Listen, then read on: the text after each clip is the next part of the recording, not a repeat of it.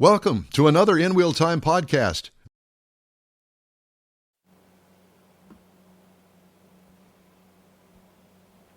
You know, I thought that we had another commercial with that, Mr. Mars, but I guess we didn't. I don't know. We're just gabbing about the car. Okay, well, let me point something out. Tomorrow's the Daytona 500. Today is the O'Reilly Series. Yesterday was the Craftsman Truck. So because of that, we got a Daytona background. How about that? Well, thank you very much. Mike's got a car. I think you were born that year. That car was Mike, or yeah, the Model A. Yeah. What are you, 35? That's Almost. a 35. Almost. Something like that. Yeah. All right. Well, I'm so glad that we got that all taken care of. Thank you very much. okay.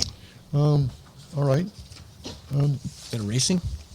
No. No. It's too early for that. Oh, that's right. We got other stuff in front of it. We do have things. No, I was looking at the wrong time. Sorry. Right. That's okay.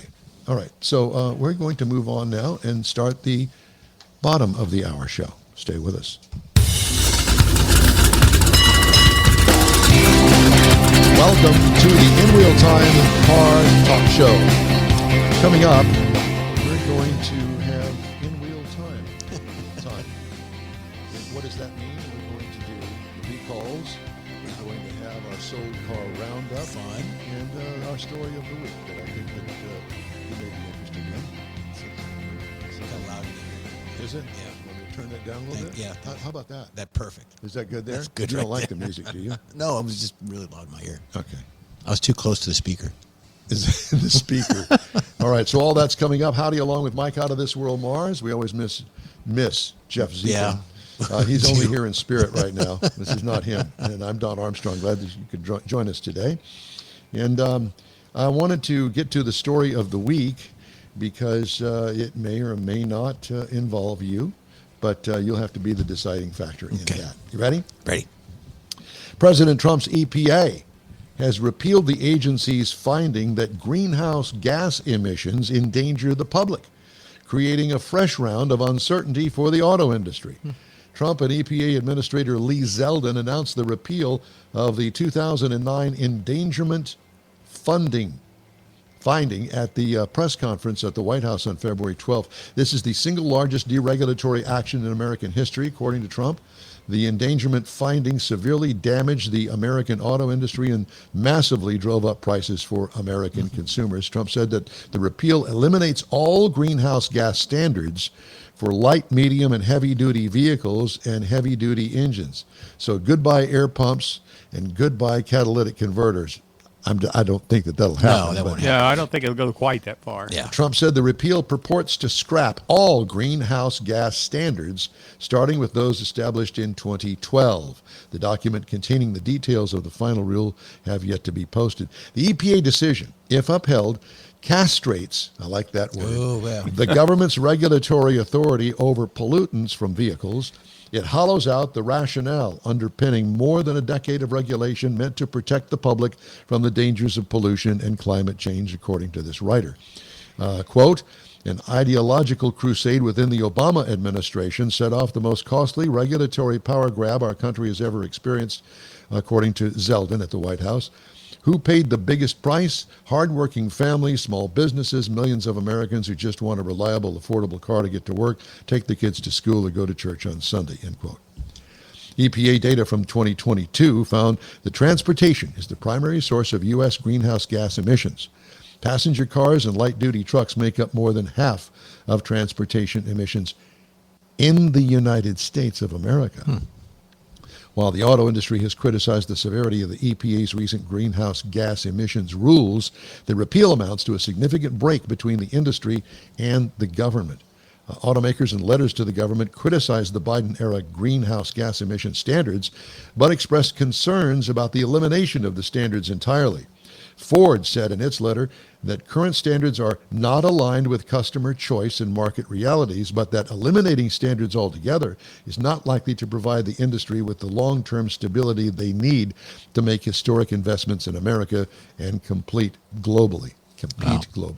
Tesla, that's another story for another day, but, in a letter, they said the endangerment finding and the vehicle emission standards which flow from it have provided a stable regulatory platform for Tesla's extensive investments in product development and production. And you know that they've just killed 3 of their models. And we're waiting with cheers, I'm sure, of the elimination of the Cybertruck, but they're not ready to pull the plug. Yeah, they're thinking about doing something else with it. I've heard rumors that it's maybe a redesign, maybe a new thing altogether. But to get back to the first part of that story, the CAFE standards were adjusted way back in his administration. Didn't they adjust the CAFE standards for the vehicles, and California was all upset? Yeah, Yes. well, I think that the California thing has just got nipped in the bud. Well, nip it. well, nip it in the bud. Well, you used the word earlier that you like, but yeah, nip it's good. Yeah.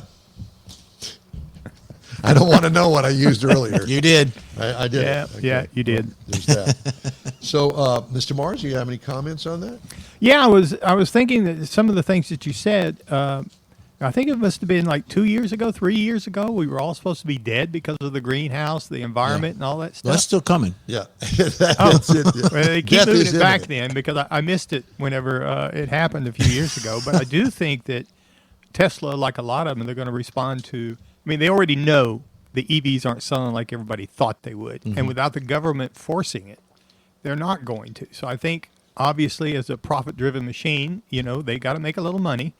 Then more and more of them are going to get away from it. It wouldn't surprise me that Tesla moves more into SpaceX and things like that are more interesting long-term. Yeah, we read the story recently that Elon is going to combine all of his companies. Yes. And I think that that's the thing that is going to save Tesla. But, on the other hand, too, I don't have anything against electric vehicles. I really don't. No. What I have a real problem with is me helping pay for your Tesla. That's Exactly. where I have a problem. So Yeah. that's $7,500 out of my tax money that's going to go to the person that buys an electric vehicle. And you know what? I think that, and I've said this from the very beginning, I think that electric vehicles need to be able to compete with other forms of power sources to the vehicle, just like everybody else. And if they can't do that, then they need to look inward and figure out a way. The market will kind of help drive all that because there are places, I would think, like New York, San Francisco, Austin, places like that, where a 30-mile range, you might go 3 or 4 days with that. I can see that. But for me, I go to Houston too much. I go out West Texas too much. And I don't want to spend an hour and a half every 2 hours so I can go another 2 hours. And that brings up a point, too. We just had Chip on, going through state by state on the wait time and traffic and things, death tolls. Nothing in there that I saw was about electric vehicles. Now, the wait times and your time that you waste on the road, there's got to be electric vehicles in that congestion. So I wonder if maybe we could Well, I think get electric vehicles, just for survivability, they're going to avoid that congestion because they're going to lose their range as they sit there for an hour. Exactly. That's what I'm saying, that you're burning the electricity you just parked. Right. Much like you do I with have gas. 2 people that I know that have Teslas. My youngest daughter is one. She And loves hers. She loves hers. Yeah. But she drives a very short distance, well, relatively speaking, in Denver to go to work every day. I think it's about 15 miles. Well, she doesn't have to plug it in at work. It certainly has more than enough power to get her back home and to, the grocery store, et cetera, et cetera. And those are only the days that she wants to drive it. I'm sure there's other modes of transportation she takes. Well, yeah, too, when she goes to the mountains, she usually goes with somebody else, and Yeah. most of them have gasoline-powered Right. vehicles. So, Yeah. anyway. Well, it's like my wife's driving pattern. She could live with an electric car, a pure electric car, because of her driving patterns until that once a month or 2 months that she decides she wants to go to the beach or something where it's, 100 miles. And that's when, and that's what holds her back. She just will not have something that she can't get in and say, I'm going to Houston or I'm going to go Yeah. wherever. Well, Which makes sense. If you plan it right, and I cannot imagine, because I've never had to do that in my life, plan my gasoline stop to go to San Antonio, because I can't charge my vehicle or I can't get gas between here and San Antonio. Who heard of such a thing? In our generation, in the past 100 years, there's a gasoline station down the street somewhere. Yeah. Right. Whereas electric, and those that have electric vehicles found out pretty quickly that they have to have a place to charge it at home. Even if it's 110 volts, doesn't make any difference because at least I can plug it in and charge it at night when I'm sleeping at the house.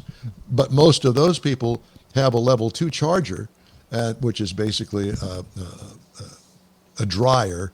A 240. 240. And that works just fine. Yeah, and, it does. And my But problem it's like with we've talked about it in the past, that it's if you go that way, you've got to make a change in your lifestyle. Yeah, because that's if correct. you want to go across Texas, it's 1,000 miles. Well, now you got to plan your trip according to that. You plan your pit stops. So, okay, we got to eat lunch where there's a charger, or we got to do this, we got to do that. It's a different lifestyle, and that's just not me. So I got more of an EV story coming up in our third segment, fourth segment, I think it is. At any rate, it's coming up at 11:30 on our live show.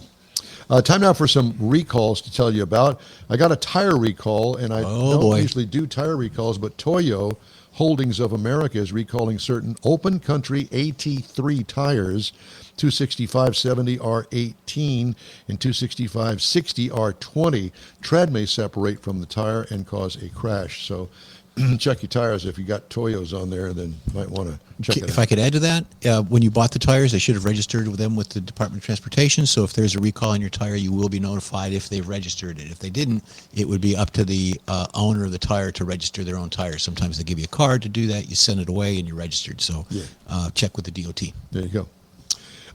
Got some car recalls. Unlocked rear door may open unexpectedly. Martha? No. Wait. Where'd you go? Did Martha fall out? Yeah. Toyota Prius plug-in hybrid, and Prius Prime 23 to 26 model years. Martha. Yeah, Martha. Rear coil springs may detach. Kaboom! I think we're dragging the back end of the truck. Low riders. Jeep Grand Cherokee 2021 through 2023. Might want to check that out. Driver's seat frame is improperly tightened. Dick, dick, dick, dick, dick, dick, dick, dick. It's one of those the lazy boys that Mattress Mac sells. That's right. Reclines. The recliner. There you go. Driver's seat frame improperly tightened. Acura Integra, Honda Accord, Accord Hybrid, HR-V, and Pilot 23 and 24 model years. BMW, bunch of recalls here from 2021 through 2024 model years. It's all a mess of them. Starter motor may overheat and cause a fire. That'll wake you up. Yeah. And inoperative trailer lighting and trailer brake failure. Jeep Cherokee, Wagoneers, and a bunch of trucks, 24 to 26 model years. Those are being recalled. Ford Transit, got to have a Ford specialty though, yeah. Ford Transit 2324, engine crossmember improperly secured. A Ford E-Transit for 2026, high voltage battery may cause a fire if you can get it in the garage. BMW 228, 228i, M235i, rear lights may not function properly. Oh boy. So those are the recalls. All right. So you guys ready to do this week's little game that we play about guess the sold car price? All right. I hope everybody's online there. First one up this morning is the 1959 Chevrolet Biscayne. Oh. A Biscayne. My dad used to have a Biscayne, That's so cool. but it was a 62. I think this is a 59 model. How much do you think that's sold for? Look, it's even got fender skirts on it, and it's a two-door with wide whites. 42. 42, Jeff said. Yeah, I like it. Is anybody else joining us I'd this drive morning, Mr. Mars? Well, Heitzman was on here a moment ago, but not here right at the moment. Okay, so the sold car price on this is $39,000. I was close. $218. A brand new home didn't sell for $39,000 in 1959. It was talking to me. Here's a 1972 Chevrolet CK. I didn't know that they came in that denomination. 72 Chevy CK. How much did it sell for? That was in a lot of commercials. I'm going to go $17,000. $17,000. All right. Anybody else That's joining a four-wheel drive, too. It's got a six-lug wheel. Yeah, well, that's Long a three-quarter ton, isn't it? Yeah. It's what they call a square body. And really a good-looking pickup truck because It it is. looks all stock, even with those great big ugly mirrors. It looks like on it's in a Chevy commercial almost. Yeah, almost. Got a little snow on the ground too. Yeah, Well, little it's snow sold for helps. $26,250. Ah, Jeff got Mr. Heisman got 22. You got close. Okay. Here now is a 1950 Chevrolet 3100. So this would probably be a 1 ton, 3/4 ton anyway. I'm sorry. What year? A 1950. Okay. Great year for everybody. Yeah. In that year. I'm going to go 24. 24. Yeah. It's probably a little low. It looks like it's been it's like a resto mod, possibly. Yeah. It's a driver. Yeah. And it's got bumper overriders Yeah. on the front. You don't Like- ever like- see that. yeah, like a push 50 Chevy 3100 sold for $18,900. And that is clean too. Yeah. Okay, next up, the 1984 Chevrolet S10 Blazer. Now, I had one of these back at that period of time. Now, this one here is also a resto mod because Yeah, it's got an you don't SS have a tag. front end on it Yeah. that looks like Yeah, that. it's like Yeah. But you know Body what? It's panels. okay. And it Yeah, looks exactly. like somebody put a Corvette Yep. cross flags Yep. up there. That's what I'd do. Yep. 84 Chevy S10 Blazer. put a V on These it. are 2 doors. Look, it's even got Aero rocker panels. 15 grand. 15 grand. Anybody else? yeah. Mr. Heisman's here. As soon as I can find the right button. Uh-oh. Jeffrey's got 25. 25. Yeah. It sold for 19,530. Split it with you, Jeffrey. Okay. I wouldn't pay that much money for it. If they put a No. V emblem on it, it would be much better. A V I had one of emblem, yeah, that's those, it. and I used it to tow my fishing boat. I come through Lufkin one night in the rain, stepped on the brakes, and that boat pushed me right through the red light. Jason had a red one that we bought off the used car lot at AutoNation, and he loved it. Yeah, I loved it. Other than I couldn't stop it. Here's one. This is for you, Mr. Morris, because this is your background picture for the day. A 1929 Ford Model A. That was the year everybody was cool. And, 1929. you know, this is not my cup of tea, but I thought that somebody would like that. 1929 Ford Model A. How much? A parade It looks like vehicle. it's stock. I don't know whether that wheel color and all that is stock or not, but I'm totally guessing maybe 25. 25. I have no idea. It's parade car. That's Yeah. that's what it is. I don't know what parade it would be in other than for old people. Yeah. And I speak from the heart. Yeah. Jeff's And got 31. 31. 24,150 Hey, is what that sold how for. about that? I'd tub it out. Next up, this is Jeff Zekin's go-to car. Yeah. This would be a 1996 Mercury Grand Marquis with a Landau vinyl roof. Yeah, and the opera windows. It's Up, got the up, chrome trim on the wheel well. Oh yes, let's not. Those look like Got Cadillac Lincoln wheels. whatever. Yeah. But It's not a Marauder. It's a Marquis. it's a Marquis. Okay. This would be something that would be great for the hot rod tour of Texas. $9,000. 9,000. Mr. Heitzman joining in on He this. will be right there at 35. 35. 35,000. This car, Jeff Heitzman, this is your hot rod car. Uh-huh. It's sold for $11,550. It's super clean. Drive it will home. never, ever break. And finally, this would be Don Armstrong's hoodlum car. 1932 Packard 902. Look at the size of those whites. All right. Holy Toledo. They're as big as the entire tire. The width of that stripe is wider than the width of the bumper. That's right. Look at that. Yeah. So how much do you think a 32 Packard 902 would go I for? wanna go That's almost like a limo, isn't it? Yeah. I looks don't like know, it. but it needs some machine guns in it. It does. Probably has some in there. I'm Probably. gonna go 32. Mr. Anybody Heisman else? says 39. This sold for $32,550. Wow! Ding, ding, ding. Yeah, you got a garage big enough that this would No, fit in? I don't think anyone has. That would be an investment. That's an right outdoor there. keeper That there. would be well worth I'd it. throw it back. Knock out the back wall or something. Yeah, exactly. Something like that. All right. Let's see. Hey, in wheel time, invite you to join our live broadcast every Saturday, 10 to noon Central, on inwheeltime.com, Facebook, and YouTube. And we hope that you'll check us out. If you miss us, you'll be able to connect through our podcast, and that you can get from your favorite podcast provider. Coming up, we got the racing calendar, auto history, and news headlines. Right after this break. All right. The Tailpipes and Tacos renowned cruise-in expands to Beaumont. Golden Triangle cruisers will want to experience Tailpipes and Tacos at the Loopy Tortilla, I-10 South in Beaumont near Washington Boulevard. Grab free Loopy breakfast tacos with any donation to Shirley's Kids. Enjoy a coffee or an adult beverage. Every cruise-in vehicle is automatically entered to win one of the beautiful Chili Pepper trophies for Best Hot Rod, Classic, and Modern Classic. Tailpipes and Tacos Beaumont happens Saturday morning, March 21st, 8 to 11 a.m. If you're a car geek like we are, this is the event you'll want to attend. The In-Wheel Time Car Talk Show will be online live, and you may be interviewed about your ride. Tailpipes and Tacos Beaumont edition, Saturday, March 21st, 8 to 11 a.m. at the Loopy Tortilla, 2050 I-10 South in Beaumont. The Katy Tailpipes and Tacos happens Easter Saturday, April 4th, 8 to 11. The free Tailpipes and Tacos Cruise-In is a production of Loopy Tortilla Tex-Mex, Beaumont, and Katy. Tastes pretty good. Apple or Android, In-Wheel Time podcast can be found everywhere, on the stream and through downloads. Whether you're on the road or at home and jonesing for a different kind of car talk show, give In-Wheel Time a try. Honest new car reviews, fun, informative interviews with real car people, weekly automotive news, features like Jeff's Car Culture and Mike's Driving Destinations, all on In-Wheel Time.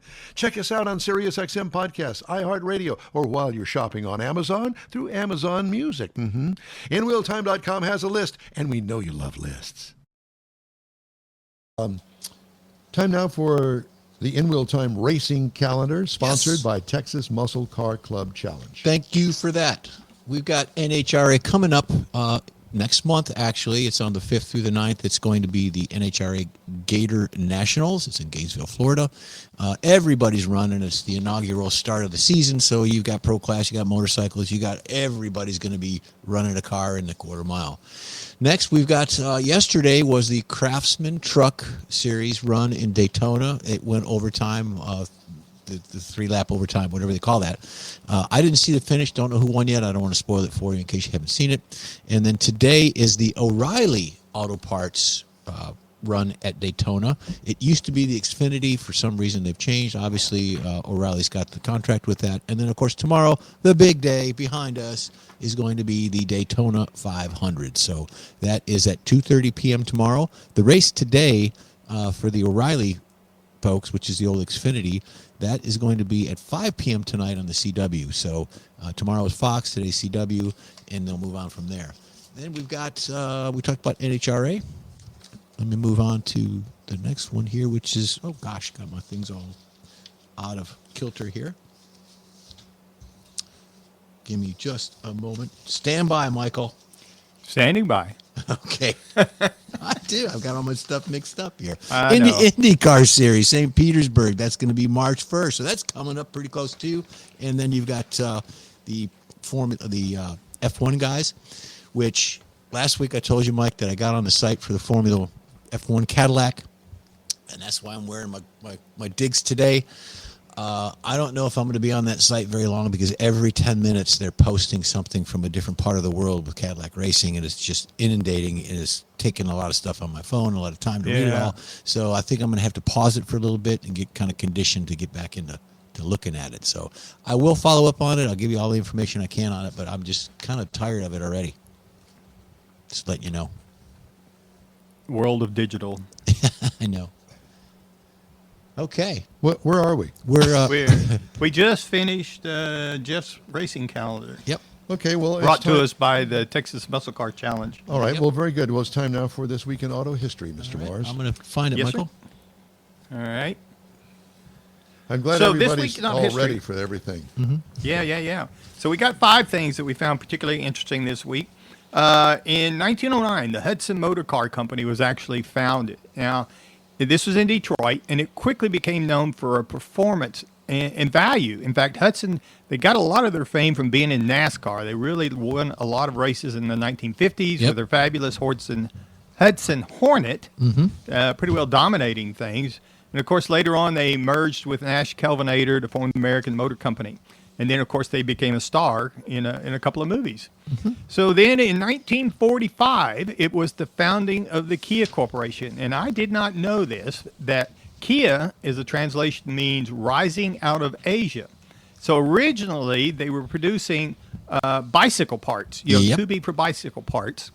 And they, before they got into building automotives, and when they got into building their cars, they first started out in 1957 building licensed motorcycles for Honda. In 62, they moved up to licensed trucks for Mazda. 74, they were building Mazda licensed cars. And then in 1997, they filed for bankruptcy. And then that's when Hyundai stepped in and basically rescued them and took them over and stuff. So Wow. a lot of interesting things I didn't know about that. I just assumed it was a nice car. Yep.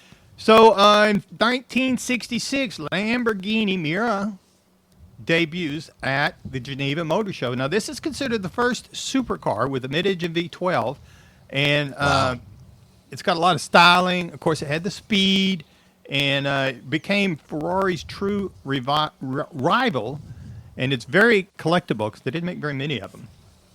And then in 1972, on the other side of it, the Honda Civic comes in. And it was going to become a fuel-efficient car, and mainly because of the 1973 oil crisis, and it became very popular. And now the Honda Civic's about 3 sizes bigger. Mike, there's a Tata Motors picture up there. Is that the same? And did I get them out of order? Maybe. Maybe. I'll go But forward. that's okay, because this is the Tata Nano was revealed to the you public. cannot say Tatas on this show. Especially when I- you say Nano behind it. Yeah. Yes, you got to say Nano behind Tata, it. Nano. So in 2008, the Tata Nano came out in the public, and it was considered a new car. It was targeted for the emerging markets, particularly in India. Can't speak. And Are those some it new was Tatas? targeted for the Those are families. some new Tatas. Yeah, I'm having a problem here with the Tatas this morning. Now, apparently you are. Do So you the remember what families those used to are? ride motorcycles in India, so they got this car and they generated it to try and do that. But the sales fell short of expectations over the years, and They were a size A instead of a size C. exactly. Well, it's a two-door versus four-door. In 2000, when it was launched, it was $2,000 at the time of launch. In 2017, the price had risen to $3,400. Now this is a 624cc two-cylinder engine, 33 to 37 horsepower, rear-wheel drive with a 4-speed manual, and it got 60 miles per gallon. But since sales never took off because most people thought it was too cheap, it looked too cheap, it was too cheap. So they didn't buy it. So the reason they actually killed it was because of safety standards. It wasn't because of sales in 2020 that the Tata Nano So that was discontinued. That was actually a training Tata. Yeah. And that was this week in automotive history, some of the things we found interesting. Oh, my God. Are we still on the air? Anyway, I just Trying to thought get that us I'd- home, Jeff. There you go. Gotcha. Yeah, you know, we do get sidetracked quite frequently, and we can't help it. But it's just who we are. Just a bad influence. Yep. Yeah, there's that. I was kind of looking for a little short story, but all these stories are way too long for this little segment here. Well, we can Here's go back one. and- Here's one. Failed investments in money-losing electric vehicles and a late-year disruption of aluminum supplies for F-Series pickups drove Ford Motor Company to an $11.1 billion net loss in the fourth quarter, resulting in the automaker's worst financial performance since 2008. Fourth quarter revenue declined 5% to $45 billion, and adjusted earnings before interest and taxes plunged by more than half to $1 billion. Hope you don't own any of that stock. For the full year, Ford lost $8.2 billion, largely because of the EV write-downs and $2 billion in tariffs. The automaker's 2025 tariff bill ended up roughly doubling its previous projection following a late year change to offsets by the Trump administration. It was Ford's third worst performance ever and third full-year loss in the past 6 years. Well, that kind So, of mirrors so the they've story had here. worse. Yeah. But it affected General Motors, Stellantis. They're all in that Everybody. category. Yes, it's not just Ford. Ford's the one that's got the most publicity on it. It's That ugly. and Stellantis, yeah. Hey, we'd love to hear from you. Just shoot us an email. The address is info@inwheeltime.com. We're back after this quick break. You own a car you love. Well, why not let Gulf Coast Auto Shield protect it? Houstonian John Gray invites you to his state-of-the-art facility to introduce you to his specialist team of auto enthusiasts. We promise you'll be impressed. Whether you're looking to massage your original paint to a like-new appearance, apply a ceramic coating, install a paint protection film, nano-ceramic window tint, or new windshield protection called ExoShield, Gulf Coast Auto Shield is where Houston's car people go.